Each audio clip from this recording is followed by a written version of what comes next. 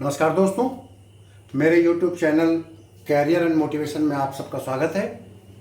आज हम sub inspector police तथा अन्य प्रतियोगी परीक्षाओं में पूछे जाने वाले टॉपिक राष्ट्रीय सुरक्षा अधिनियम नेशनल सिक्योरिटी एक्ट 1980 के संबंध में डिस्कशन करेंगे। सब इंस्पेक्टर पुलिस के सिलेबस में पाठ्यक्रम में ये टॉपिक है।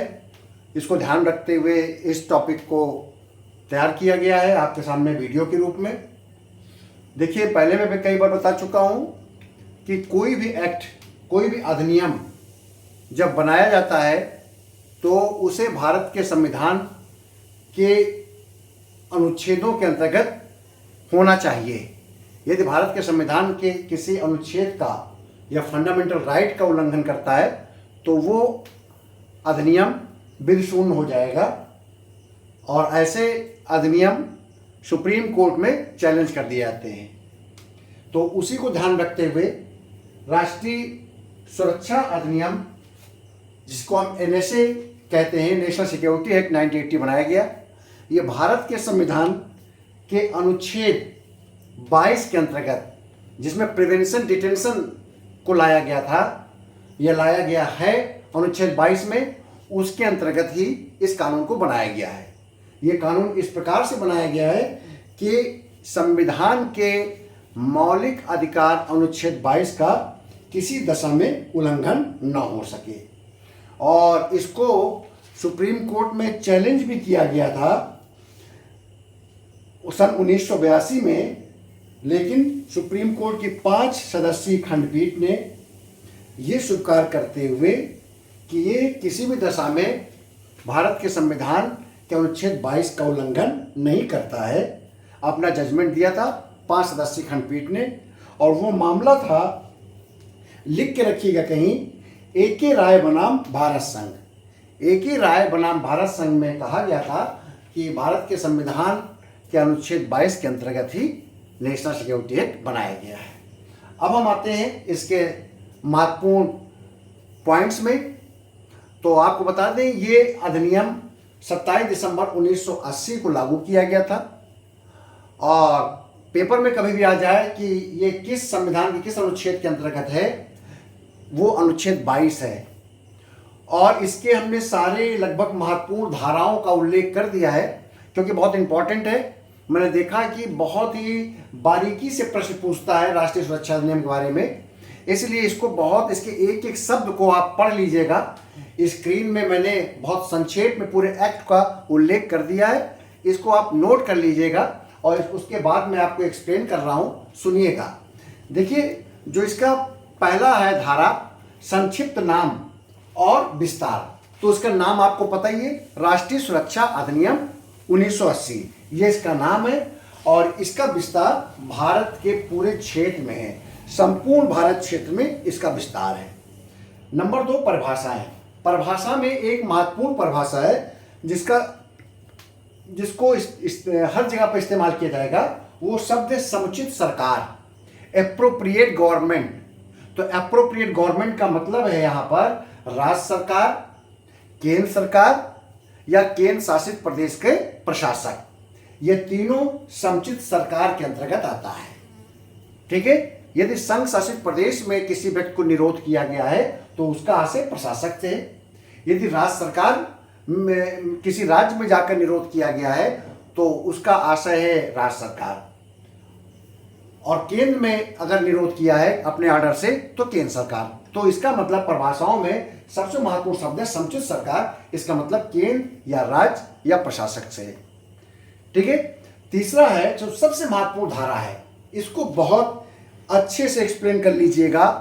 कहीं पर आपको कोई शब्द न समझ में आए तो आप कमेंट्स बॉक्स में उल्लेख करके पूछ लीजिएगा, क्योंकि ये एक्ट में टेक्निकल शब्दों का इस्तेमाल होता है, अर्थ का अनर्थ निकल जाता है। इसीलिए न्यायिक मामलों में हर एक शब्द को इंटरप्रिटेट करना होता है, इसलिए जहां भी कोई शब्द न समझ में आए तो जरूर पूछेगा।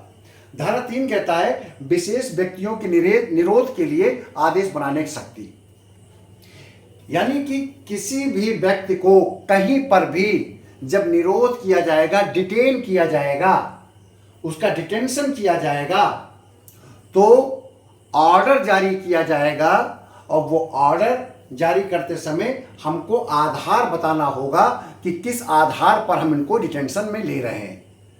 वो आधार इस संविधान, इस राष्ट्रीय सुरक्षा अधिनियम के धारा 3 में आधार बता दिए गए हैं कि इनके आधार पर उसको डिटेंशन किया जा सकता है। नंबर 1, जब भारत की सुरक्षा को प्रभावित हो रहा हो, यानी कि सिक्योरिटी ऑफ इंडिया या भारत की डिफेंस प्रणाली प्रभावित हो रही है, डिफेंस ऑफ इंडिया, या भारत के किसी विदेश के साथ संबंध किसी के कारण प्रभावित होने वाला है, होने की संभावना है, ये आशंका के आधार पर डिटेंशन किया जाता है। ध्यान रहे, ये जरूरी नहीं कि किसी व्यक्ति ने कोई अपराध कर दिया हो।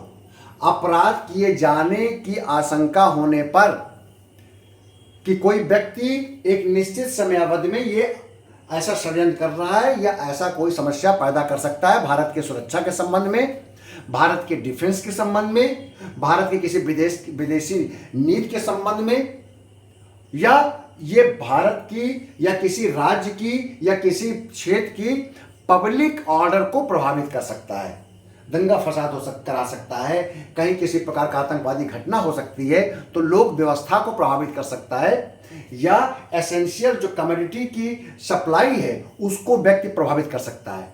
तो इन रीजनों में से कोई भी अगर रीजन है या संभावना हो सकती है तो उस व्यक्ति को डिटेन किया जा सकता है। यह जरूरी नहीं कि देश की सिक्योरिटी के आधार पर हम उसे डिटेन करने जा रहे हैं या देश के डिफेंस को प्रभावित करने के कारण हम उसको डिटेन कर रहे हैं। हम उसे डिटेन पब्लिक ऑर्डर को प्रभावित करने के संभावना के कारण भी कर सकते हैं और एसेंशियल कमोडिटीज की सप्लाई को प्रभावित करने के उद्देश्य से भी कर सकते हैं। ठीक है, पानी, बिजली, ये सब एसेंशियल कमोडिटी है, इसको अगर लगता है कि ये आपूर्ति को प्रभावित करेगा, व्यक्ति शांति व्यवस्था को प्रभावित करेगा, लोक ऑर्डर, पब्लिक ऑर्डर प्रभावित करेगा, तो उसको हम कर सकते हैं। ये डिटेंशन अपराध की संभावना के दृष्टिगत किया जाता है। ठीक है, कि व्यक्ति करेगा, ऐसे पुख्ता सबूत हैं, ऐसे इंटेलिजेंस सबूत है कि व्यक्ति कर सकता है। और ऐसे विदेशी व्यक्ति को भी हम डिटेन कर सकते हैं जिसकी गतिविधियां संदिग्ध हैं और ऐसा लगता है कि विदेशी व्यक्ति कोई इनमें से जो ये 5 क्षेत्र हैं इनमें से कोई घटना घटित कर सकता है, तो किसी विदेशी व्यक्ति को भी देश से बाहर निकालने या उसकी गतिविधियों को हम ध्यान में रखते हुए डिटेन कर सकते हैं। अब ये डिटेंशन का ऑर्डर कौन जारी करता है? डिटेंशन का ऑर्डर लोकल लेवल पर सबसे पहले जिला मजिस्ट्रेट या पुलिस आयुक्त करते हैं, वो डिटेन कर लेंगे, वो डिटेंशन ऑर्डर जारी करते हैं कि ये व्यक्ति की गतिविधियां ऐसी पाई गई, इसको तुरंत NSA लगाया जाए, नेशनल सिक्योरिटी एक्ट, क्योंकि धारा 3 में जो आधार बताए गए हैं वो आधार इस पर लागू होते हैं। पेपर में पूछेगा ऑब्जेक्टिव टाइप कि जो आधार बताए गए हैं, जो कारण बताए गए हैं, वो किस अनुच्छेद में, किस धारा में, तो सेक्शन 3 में। ठीक, तो लेकिन जब जिला मजिस्ट्रेट या लोकल अथॉरिटी या पुलिस आयुक्त किसी का डिटेंशन ऑर्डर जारी करता है तो उसको 12 दिन के अंदर राज्य का अनुमोदन लेना पड़ेगा। अगर 12 दिन के अंदर अनुमोदन नहीं मिलता है तो डिटेंशन ऑर्डर लागू नहीं रहेगा। ठीक है, तो ये 12 दिनों के अंदर अगर राज्य सरकार का अनुमोदन मिल जाता है तो ये कंटिन्यूस हो जाएगा और इस अनुमोदन के पश्चात एक बार में 3 माह तक का डिटेंशन ऑर्डर लागू रहेगा। यानी कि एक बार में राज्य सरकार ने अगर अनुमोदन दे दिया है तो 3 महीने तक उसको डिटेंशन में रखेंगे। ठीक, अगली धारा है डिटेंशन आदेश का निष्पादन, एग्जीक्यूट कैसे होता है। तो ध्यान रहे, भारत के किसी भी स्थान पर इसको एग्जीक्यूट किया जा सकता है। इस व्यक्ति को कहीं पर भी डिटेंशन के रूप में रखा जा सकता है। एग्जीक्यूशन का मतलब ये कहने के व्यक्ति, यदि किसी व्यक्ति को अगर डिटेन किया जाए, डिटेंशन ऑर्डर किसी व्यक्ति पर लागू किया जाए लखनऊ में, तो उसको लखनऊ से लेकर हिंदुस्तान के किसी भी जगह पर उसको डिटेंशन में रखा जा सकता है, किसी राज्य में रखा जा सकता है, एक राज्य से दूसरे राज्य में रखा जा सकता है, जगह जगह उसकी जगह बदली जा सकती है, लेकिन जब एक राज्य से दूसरे राज्य में रखा जाएगा तो राज्य की आपसी राज्यों की सहमति होनी जरूरी है। यह धारा 5 कहता है। निरोध आदेश की शर्तें, निरोध आदेश की शर्तें कहता है कि जब उस डिटेन्ड व्यक्ति को एक स्थान से दूसरे स्थान पर रखा जाए तो वो अनुशासन में रहेगा, और जब उसको एक स्थान से दूसरे स्थान बदला जाएगा तो उससे अनुशासन रहेगा, और जब राज्य एक राज्य से दूसरे राज्य भेजा जाएगा तो राज्यों में आपसी सहमत हो। ये धारा 5 कहता है। धारा 6 कहता है कुछ आधारों पर निरोध आदेश अप्रवर्तनीय या अवैध नहीं होगा। कुछ आधारों पर यह नहीं कहा जाएगा कि निरोध आदेश जारी करते समय इस राज्य की पावर नहीं, शक्ति नहीं थी, इस अधिकारी के द्वारा इसको लागू नहीं कर सकता था। ये आधार पर अवैध नहीं होगा। यदि ऑर्डर जारी कर दिया गया और राज्य सरकार ने 12 दिन के अंदर उसे अनुमोदन दे दिया तो ऐसा कोई भी निरोध आदेश अवैध नहीं होगा। धारा 7 कहता है कि ऐसा कोई व्यक्ति जिसका डिटेंशन ऑर्डर जारी किया गया लेकिन उसको अरेस्ट नहीं किया जा सका, वो व्यक्ति फरार है, तो ऐसे स्थिति में उस जिसका डिटेंशन ऑर्डर जारी किया गया है उसको अरेस्ट करने का निवारक निरोध किया गया है, डिटेन करने का ऑर्डर जारी किया गया है, तो उसके संबंध में जहां का वो रहने वाला है वहां के महानगरीय मेट्रोपॉलिटन मजिस्ट्रेट के सामने एक अर्जी लगाई जाएगी, लिखित रिपोर्ट की जाएगी, या फर्स्ट क्लास जुडिशियल मजिस्ट्रेट अगर वहां पर तो उसके समक्ष लिखित रिपोर्ट की जाएगी, और वारंट जारी किया जाएगा कि वो एक निर्धारित अवधि में उपस्थित हो जाए मजिस्ट्रेट के समक्ष। यदि मजिस्ट्रेट समक्ष उपस्थित नहीं होता है उसे निर्धारित अवधि के अंदर तो उसकी संपत्ति के कुर्की के आदेश होते हैं, और फिर भी नहीं होता है तो हाजिर न होने पर 1 वर्ष का कारावास या जुर्माना या दोनों का आदेश पारित किया जाएगा और उसके अरेस्ट की कार्रवाई प्रारंभ की जाएगी। ठीक। धारा 8 बहुत महत्वपूर्ण है। धारा 8 कहता है कि जब भी हम किसी व्यक्ति को निरोध करेंगे, डिटेन करेंगे, डिटेंशन ऑर्डर उसके खिलाफ जारी करेंगे तो उसको हम डिटेंशन का आधार बताएंगे। कब बताएंगे? 5 दिन के अंदर, यानी कि निरोध के दिनांक से 5 दिन से अनधिक नहीं होना चाहिए, उसको हमें आधार बताना पड़ेगा। यदि कोई एक्सेप्शनल सिचुएशन है, आपातकालीन परिस्थिति है, असाधारण स्थिति है, तो 15 दिन से अनधिक नहीं होना चाहिए।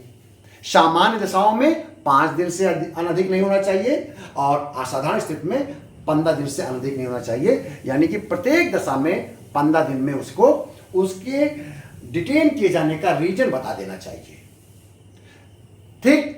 धारा 9 सलाहकार बोर्ड के गठन की बात करता है। ध्यान रहे, पेपर में कई बार पूछा गया है सलाहकार बोर्ड का गठन किस धारा में आता है, तो ध्यान रखिए धारा 9 से लेकर धारा 12 तक सलाहकार बोर्ड के बारे में डिस्कशन है। सलाहकार बोर्ड का गठन धारा 9 में है। धारा 9 में सलाहकार बोर्ड के गठन किसके द्वारा होगा? कोई भी ना। जब देखिए सक्षम, हमने धारा 2 में परिभाषाएं बताया था कि एप्रोप्रिएट गवर्नमेंट, एप्रोप्रिएट गवर्नमेंट में राज्य, केंद्र या प्रशासक, केंद्र शासित प्रदेश कुछ भी हो सकता है। तो एप्रोप्रिएट गवर्नमेंट सलाहकार बोर्ड का गठन करेगी जिसने ये ऑर्डर जारी किया था। अगर राज्य सरकार ने, किसी राज्य की सरकार ने जारी किया है, एनएसए लगाया है, तो सरकार सलाहकार बोर्ड का गठन वो राज्य करेगा। और ये बोर्ड एक से अधिक हो सकते हैं, जरूरी नहीं कि एक ही बोर्ड होगा, एक से अधिक, लेकिन प्रत्येक बोर्ड में 3 सदस्य होंगे और वो सदस्य उच्च न्यायालय की नियुक्ति के योग्य हों या रह चुके हों या उच्च न्यायालय के जज हों। बहुत ही टेक्निकल शब्द है, इसको समझ में रखिएगा। कई बार प्री परीक्षा में हुआ है, आया है ये प्रश्न। उच्च न्यायालय की नियुक्ति के योग्य व्यक्ति हो, यानी कि उसकी अर्हता उच्च न्यायालय के जज बनने वाली हो, या वो उच्च न्यायालय का जज रह चुका हो, या वो इस समय उच्च न्यायालय का जज हो। जज बनने की, उच्च न्यायालय के जज बनने की योग्यता हो, या वो रह चुका हो या वर्तमान में हो। ये सलाहकार बोर्ड के अध्यक्ष के रूप में काम करते हैं। ये इस योग्यता को रखने वाले व्यक्ति मेंबर भी होते हैं। ठीक, तो सलाहकार बोर्ड के गठन के आप समझ गए। धारा 10 सलाहकार बोर्ड को निर्देश होता है कि 3 सप्ताह के अंदर निरोध आदेश के दिनांक के 3 सप्ताह के अंदर, निरोध का दिनांक का मतलब, आदेश दिनांक मतलब जब उस व्यक्ति को डिटेन किया गया था, जब उस व्यक्ति को अरेस्ट कर लिया गया था या उसको डिटेन करने के आदेश निर्गत कर दिए गए थे, तो 3 सप्ताह के अंदर, उस डेट से 3 सप्ताह के अंदर सलाहकार बोर्ड को निरोध का आधार बताएगी। ठीक है, सलाहकार बोर्ड निरोध का आधार बताएगी 3 सप्ताह के अंदर। ठीक, और निरोध की डेट से 7 सप्ताह के अंदर सरकार को रिपोर्ट प्रस्तुत करेगी। यानी कि 3 सप्ताह के अंदर सलाहकार बोर्ड को निरोध का आधार बताना होगा और निरोध के डेट से, डिटेंशन की डेट से 7 सप्ताह के अंदर सरकार को रिपोर्ट दे देगी और ये रिपोर्ट गोपनीय होगी। मत को छोड़कर, एडवाइस को आप बता सकते हैं, अन्य पूरी रिपोर्ट गोपनीय होगी। तो ये किस में कहा गया है? सलाहकार बोर्ड की प्रक्रिया में कहा गया है कि रिपोर्ट गोपनीय होगी। ठीक, अब धारा 12 कहती है सलाहकार बोर्ड की सूचना रिपोर्ट पर कार्यवाही। यदि सलाहकार बोर्ड निरोध का, डिटेंशन का पर्याप्त आधार नहीं पाती, उसने पूरी जांच पड़ताल किया, वो चाहेगी तो डिटेंशन किए जाने वाले व्यक्ति को भी बुलाएगी, लेकिन उसको जुडिशियल व्यक्ति, उसको लीगल व्यक्ति नहीं दिया जाएगा, उससे पूरी बात करेगी, अन्य स्रोतों से पूरी सूचना लेगी और इसके पश्चात सलाहकार बोर्ड जो है, जिसकी अध्यक्षता हाई कोर्ट के जज करते हैं, अगर उन्हें लगता है सलाहकार बोर्ड को कि डिटेंशन का पर्याप्त आधार नहीं है, तो सरकार निरोध आदेश तुरंत रद्द करेगी और वह व्यक्ति तत्काल छोड़ा जाएगा। और ये सलाहकार बोर्ड को लगता है कि निरोध का आधार है, कि डिटेंशन के पर्याप्त आधार हैं, तो जितना अवधि चाहा जाएगा उतनी अवधि तक वो डिटेंशन में रहेगा। लेकिन धारा 13 कहता है कि निरोध की अधिकतम अवधि केवल 12 माह है। आप किसी व्यक्ति को डिटेंशन ऑर्डर के आधार पर जो डिटेन करते हैं उसको 12 माह तक डिटेंशन में रख सकते हैं, डिटेन रख सकते हैं।